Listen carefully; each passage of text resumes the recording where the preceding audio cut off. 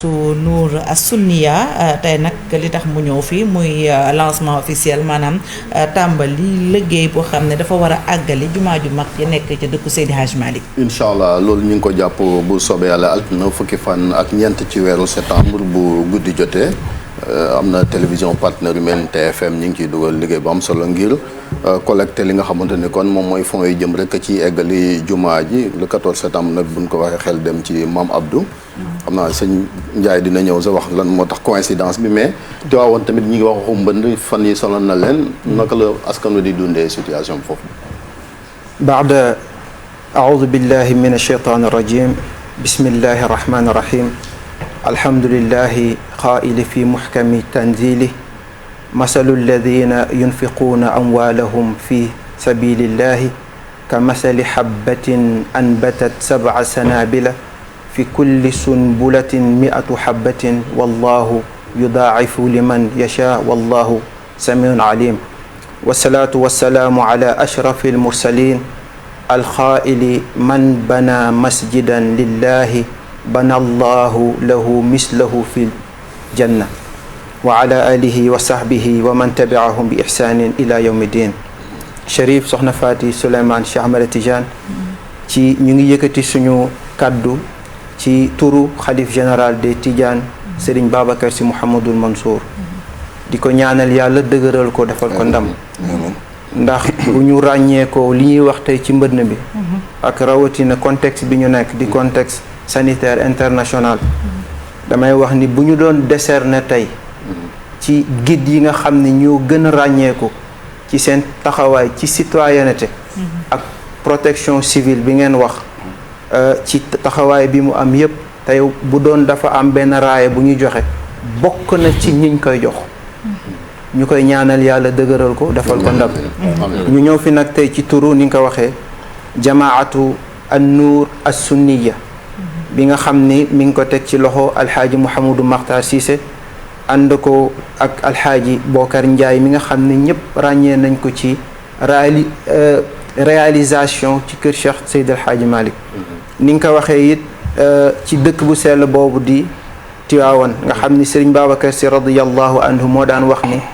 Yaasin mooy xolu Alqur'an waaye Tiwaawan mooy xolu Sénégal ci sharia ak sunna ni nga ko waxee ñuy profité di massawu fépp fu Sénégal nekk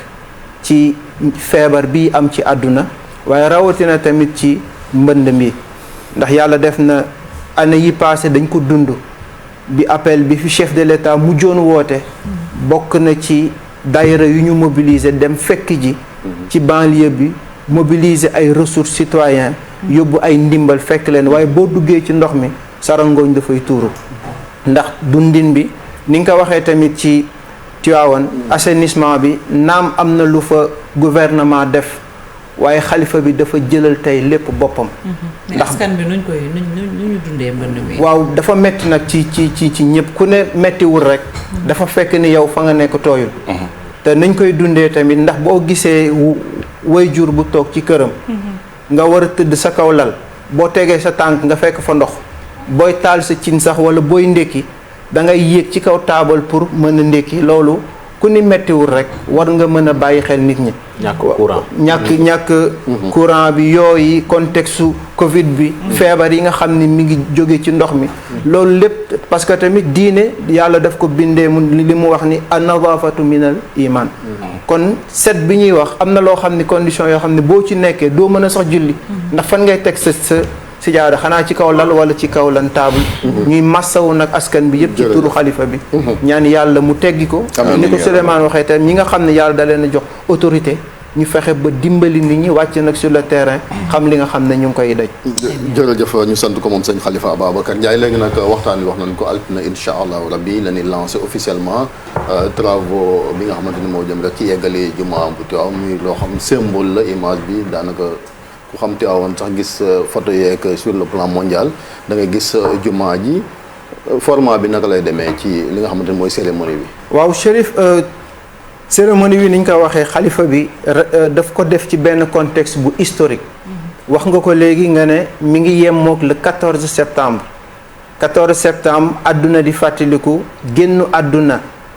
ki nga xam ni tey moo nekkoon le pèlerin de la paix Cheikh Alhaaji Abdou Aziz Sy Dabakh ni ko sëñ Mansour waxee lillahi darruka ya Abdul Aziz wa ya muwahida shaabi ahdaban wa adyaana nee na jooyle leen ma woo naa mbaaxu ki nga xam ne àdduna yépp ko jooy ndax ni mu daan unifier diine ji ni mu daan unifier réew mi ni mu daan unifier tey les partis politiques tey bu fekkente ne yàlla dafa def mu nekk lu historique parce que ñu ngi inauguré juma Cheikh Alhaaji Malick en 1904 1904 ci la Cheikh Alhaaji Abdou Aziz Sy Dabakh juddu 1904 ci la Cheikh Alhaaji Malick jot autorisation ci gouverneur général pour samp daara ginnaaw bi mu amee autorisation jumaa ji le 17 février 1903 liggéey bi pare en 1904 kon jumaa Tiwaawan mi ngi ñu ngi ko inauguré ci juddu maam Cheikh Alhaaji Abdou Aziz Sy Dabakh bi nga xam ne yàlla def na maam Cheikh Alhaaji Malick nekkatu fi Serigne Babacar Sy en 1940 mu lancé les travaux wu jumaa Tiwaawan zawiya bu Ndar ak zawiya bu Dakar lépp mu boole ko ci biir xilaafam bi mu fi jógee it mu àndoon ko ak Cheikh Alhaaji Mouhamadou Mansour ak ay Cheikh Alhaaji Mouhamadul Habib ak muqaddam yépp Cheikh Alhaaji Abdou Aziz Sy Dabakh ñëw moom it nekk ci lancé boobu teg les premiers jalons ba jumaa ji nekk en forme ndax Tivaouane ni mu nekkee tey capitale de la Tijaniya mu war a am benn symbole sur le plan culturel boo xam ni àdduna ku fa ñëw rek di nga fekk tey héritage spirituel ak culturel bi mu mën a nekk benn lieu boo xam ni lieu de spiritualité la doon ñu mën ko dund xalifa bi nag ci contexte bi moom it mu jël nag raaya bi ci ay magam sëriñ Abdou Aziz al Amin Cheikh Seydi Mouhamadou Mansour sëriñ Cheikh Ahmed Tidiane al Maktoum Cheikh Seydi Mouhamadou Moustapha Sy Jamil fas yéene nag iteem yépp bi mu toogee ci xilaafaam mooy nañu fexe ba les grands chantiers de Tivaouane ñu fexe ba jumaa ji ñu mun ko ubbi incha allah yàlla defal ko ndam ak sutura ba mu mën ko mottali inauguré ko waaye ak contexte bi nag mu gis ni que laajul di dajaloo mu ñaan nag comité bi nga xam ne daf ko tuddee jamaatu an nuur as sunniya mu bëgg nag lépp dëppoo ak l'islam ndax tamit dañu nekk ci réew moo xam ne dafa naqare waxee te jàkk nekkul pour tur tariqa wa anna al masajida lillah fala tad'u maa allahi ahada xalifa bi ne dafa bëgg lépp mu dëppoo ak alquran mu jamaatu an nuur ndax ku ne lumière ne alquranul karim as sunniya mu bëgg tamit lépp dëppoo ak sunna ba képp kuy jullit rawatina nag mbokku taalibe yi mu ci woo ñëpp fan lay amee incha allahu taala bi pa dafa nekk benn contexte boo xam ne le 14 septembre xalifa bi daf ko bëgg a def benn plateau spécial ñu ànd ko ak télévision Futur Média ak mboolem télé yi nekk ci réew mi yëpp ñooy synchroniser le 14 septembre ñoom ñëpp xalifa bi ne nag ku nekk toog sa kër nga janoog association bi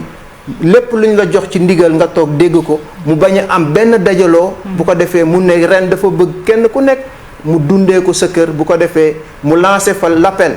nañu fàttali ko woon le général de Gaulle l'appel du 18 juin bi pa nag l'appel du 14 septembre lay doon mu nekk appel historique boo xam ne adduna dina ko bind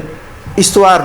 dina ko bind pour fàttaliku l'appel du khalife général des Tidianes Serigne Babacar Sy Mansour le 14 septembre 2020 jëmale ko ci umma islam bi yëpp rawatina nag ci mbokku taalibe yi ndax sëñ Mansour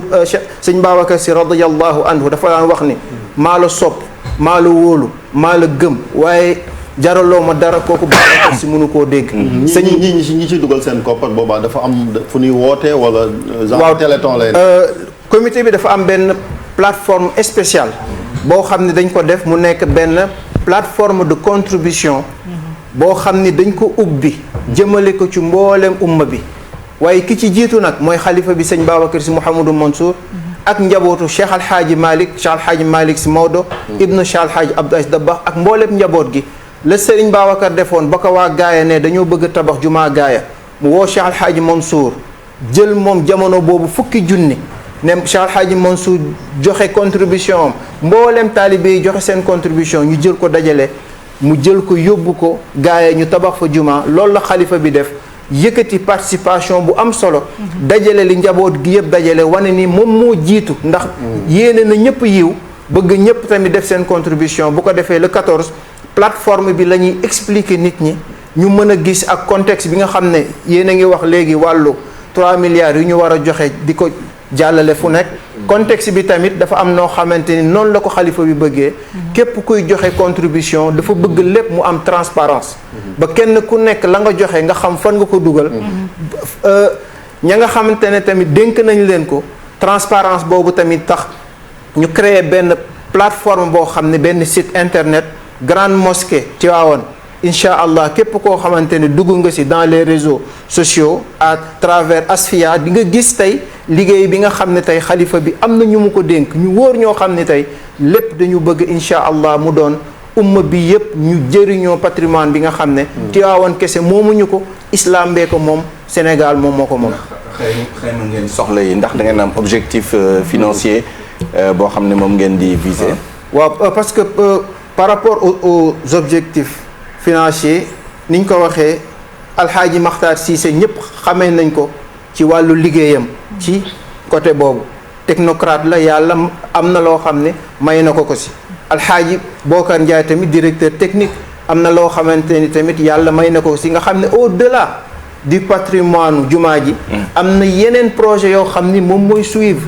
tey lu mel ni centrale solaire boo xamante ni mooy fexe ba mbooleem li nekk tey li wër jumaa yi nga xam ne moo nekk ci biir xadara bi yépp ak mbooleem infrastructure culturelle yoo xam ne day accompagner waale liggéey bi ndax xalifa bi mu toogee yépp li muy wax jumaa ji hôpital bi assainissement loolu mooy li nga xam ne incha allah mooy doon les grands projets de Tivaouane. Souleymane bu koy laaj mooy soxla ci wàllu milliard est-ce que da ngeen a fixé benn somme boo xamante ne la déggee moom mooy am na fu mu tàmbalee waaye am na nag fi nga xamante ne incha allah njaboot gi ñoom ñoo koy tàmbali waaye mbiru yàlla li Serigne Abdou Aziz Al Amin daan wax ne mbiru yàlla kenn du xayma la ngay def ya ndax aaya bi ñu doon wax léegi rek yàlla daf ko ci tënk ndax dafa wax ni benn pepp boo jël nga def ko ci yoonu yàlla yàlla nee na dafa mel ni benn dugub bu sax mu génne la juróom-ñaari branche yoo xam ne benn bu nekk am na téeméeri pepp mu ni téeméeri pepp loolu yàlla nee na maa koy fulal sama bopp inna allaha waasiun alim kon am na loo xamante ne ci wàllu xayma